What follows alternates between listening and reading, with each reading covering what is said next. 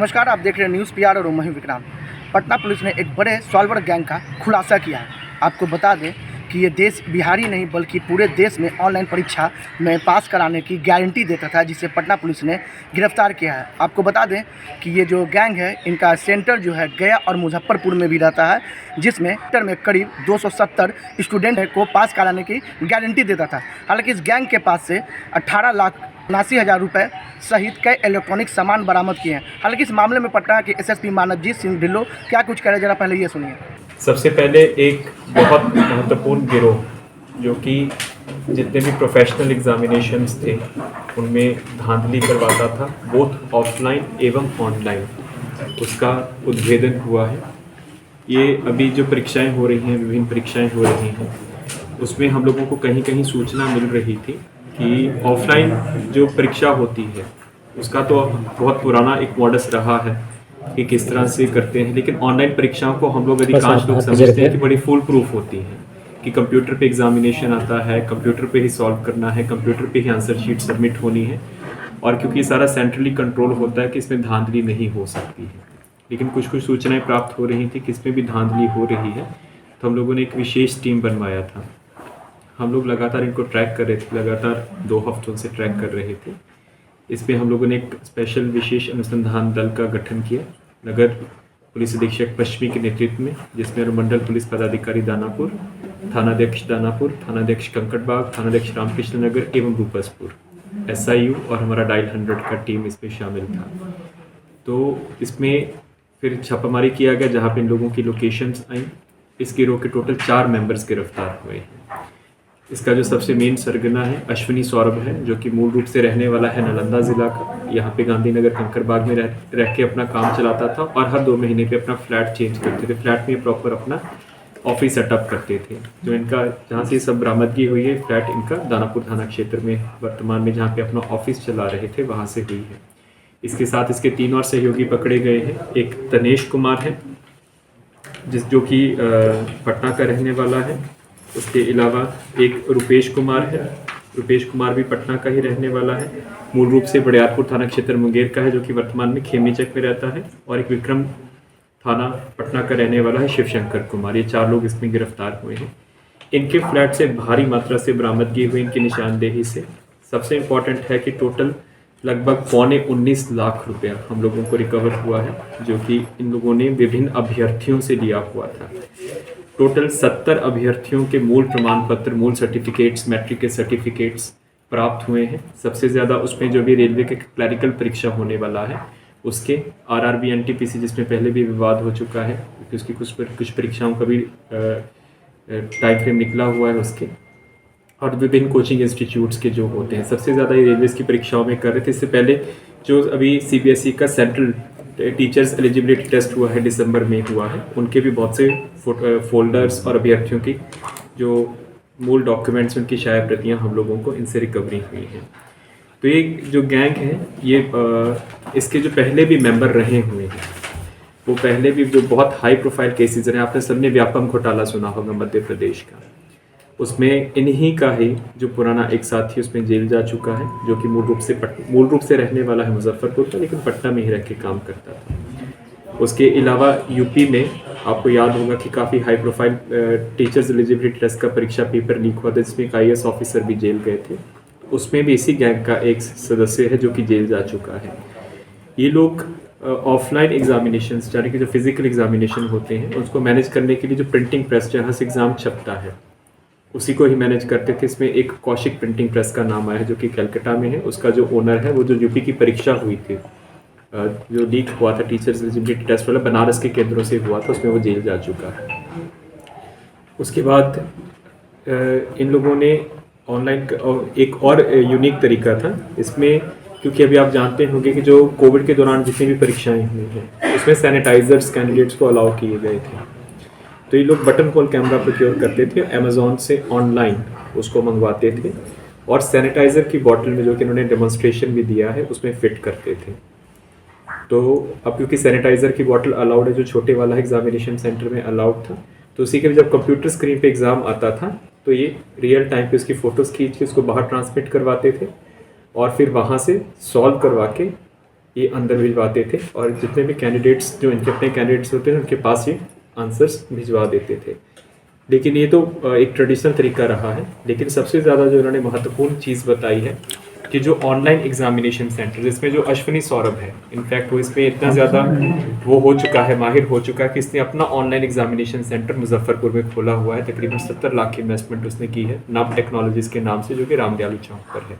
इसके अलावा इसके पार्टनरशिप में गया में 2 ऑनलाइन एग्जामिनेशन सेंटर्स आइडेंटिफाई हुए। पटना में भी 3 एग्जामिनेशन सेंटर्स में, ऑनलाइन एग्जामिनेशन सेंटर्स में इस गिरोह का पैसा लगा हुआ है।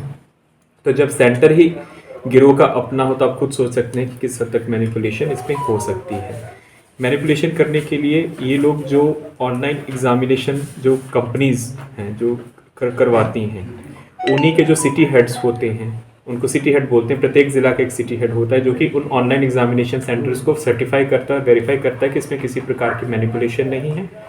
तो वो उन्हीं को ही ये लोग मैनेज कर लेते थे, उन्हीं को पैसा देके तो वो इनके एग्जामिनेशन सेंटर्स को मैनिपुलेशन होते हुए भी उसको वेरीफाई कर देते थे कि इसमें किसी प्रकार की धांधली नहीं है। इनके सारे सिस्टम्स जो हैं, कंप्यूटर सिस्टम्स हैं, डेस्कटॉप्स एंड लैपटॉप्स हैं, उसमें किसी प्रकार की छेड़छाड़ नहीं है। लेकिन होता क्या था कि उन डेस्कटॉप्स में और लैपटॉप्स में स्पेशल सॉफ्टवेयर्स होते हैं, वर्चुअल बॉक्स सॉफ्टवेयर है, DW सर्विस है, ये सब आपके डार्क नेट पे अवेलेबल है। उसको ये लोग उस पर इंस्टॉल करते थे और वहाँ से live feed IP addresses generate करते हुए समानांतर रूप से अपना फ्लैट में इनके ये जो लैपटॉप्स और डेस्कटॉप रिकवर हुए हैं उस पर live transmit, real time transmit हो जाता था। वहीं से ये लोग सॉल्व करते थे, कैंडिडेट सिर्फ बैठा रहता था और यहीं से वो आंसर शीट्स अपनी सबमिट करवा देते थे। तो इसमें इन्होंने पूरा अपना जो अपराध शैली है वो इन्होंने बताया है। इसमें जो सिटी हेड्स कुछ इन्होंने नाम बताए हैं, उसमें कुछ रिप्यूटेड कंपनीज़ के भी हैं कि जो कि इनके साथ काम किए, उनके ऊपर भी अब हम लोग काम करेंगे आगे का।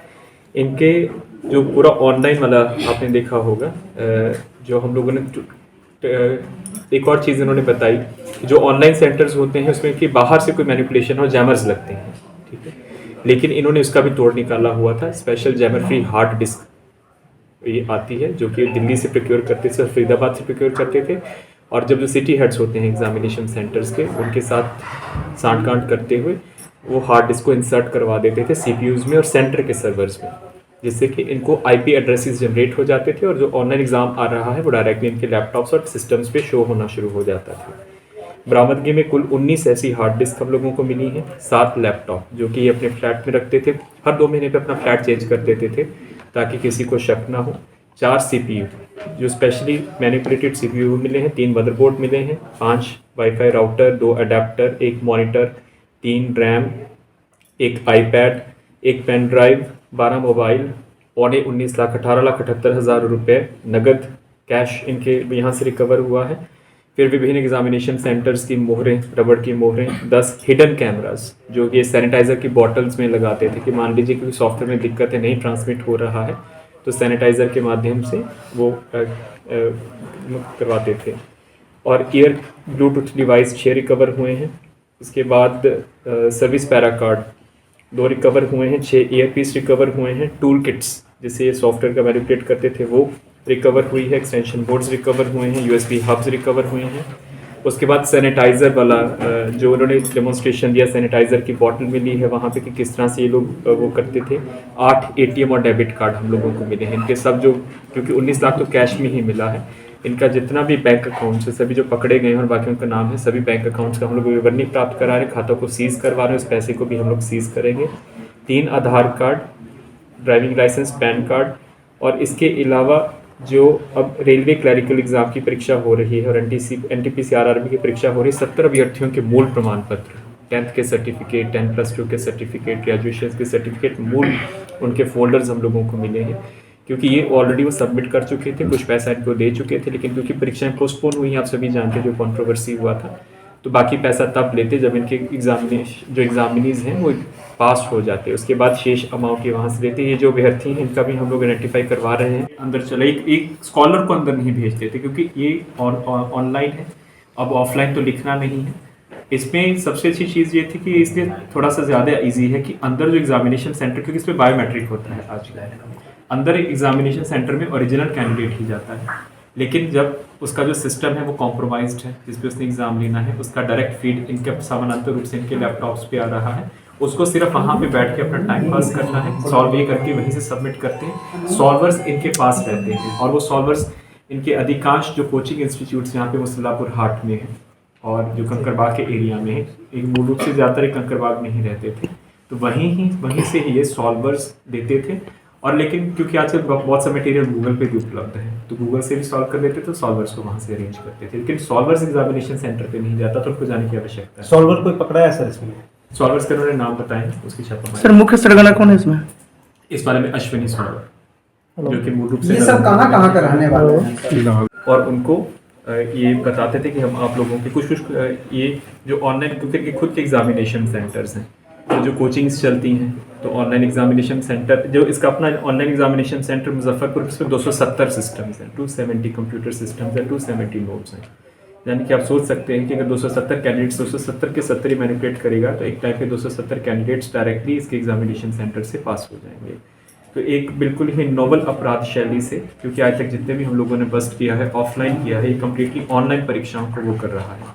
इसमें अब हम जो नेक्स्ट स्टेप है कि जो बहुत रिप्यूटेड कंपनीज़ हैं, बहुत ही विख्यात हैं, उनके जो सिटी हेड्स मैनेज हो रहे थे, कुछ उन लोगों ने हम लोगों को बताया है। अब हम लोग उनकी छानबीन करेंगे, उनके विरुद्ध एविडेंस लेकर आएंगे और उनकी भी इसमें निश्चित रूप से गिरफ्तारी होगी जब एविडेंस होगी कि किस तरह से वो उनके साथ मिलकर पूरे के पूरे सेंटर्स को मैनेज करवा रहे थे ऑनलाइन परीक्षाओं के लिए, और इनकी निशानदेही पे सारी रिकवरी हुई। और कैंडिडेट चार्ज क्या था इनका? ये डिपेंड करता था, परीक्षा के ऊपर डिपेंड करता था। जैसे कुछ परीक्षाएं थी, जैसे होता है कि आपके आकाश इंस्टीट्यूट है या फिर जो कोचिंग इंस्टीट्यूट है जिसमें ऑनलाइन परीक्षाएं देते हैं एडमिशन के लिए या फिर फीस कम करने के लिए, अगर आप मेरिट में आ जाएंगे, तो उसमें भी इनका एक अच्छा मॉडस ऑपरेंडी था। एक एनीडेस्क नाम का सॉफ्टवेयर होता है, उसी को वो इंस्टॉल कर लेते थे, क्योंकि उन परीक्षाओं में इतना ज़्यादा वेरिफिकेशन नहीं होता, लो लेवल की परीक्षा होती है, तो उसमें डिपेंड करता था कि उसमें वो कितना रैंक, संबंधित कोचिंग वाले कितना रियायत दे रहे हैं। कि अगर 1 साल का है, मेरिट पे आ जाएंगे, 60-70 हज़ार का है, तो उसमें आधा ही लोग करते थे।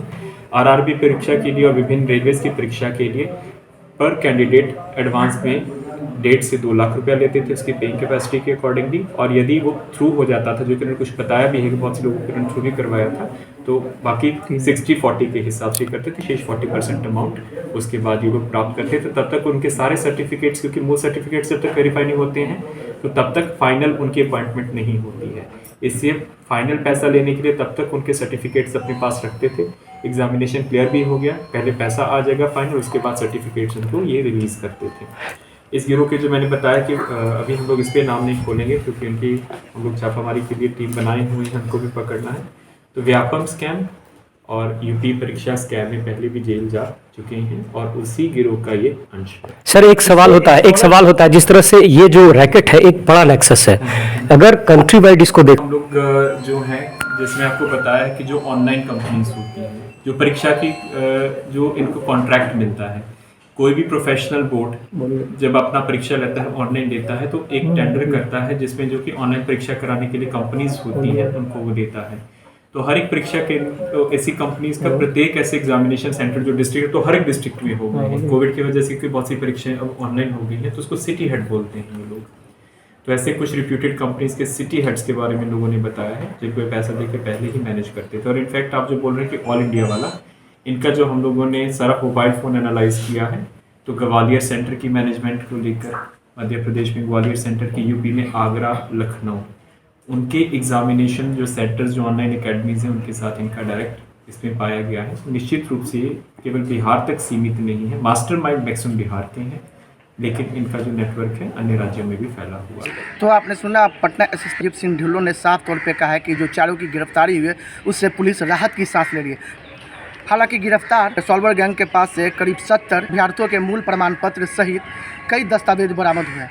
हालांकि अभी भी इस मामले का मुख्य सरगना फरार बताया जा रहा है। सहयोगी बंटी के साथ मैं विक्रांत, न्यूज़ PR पटना।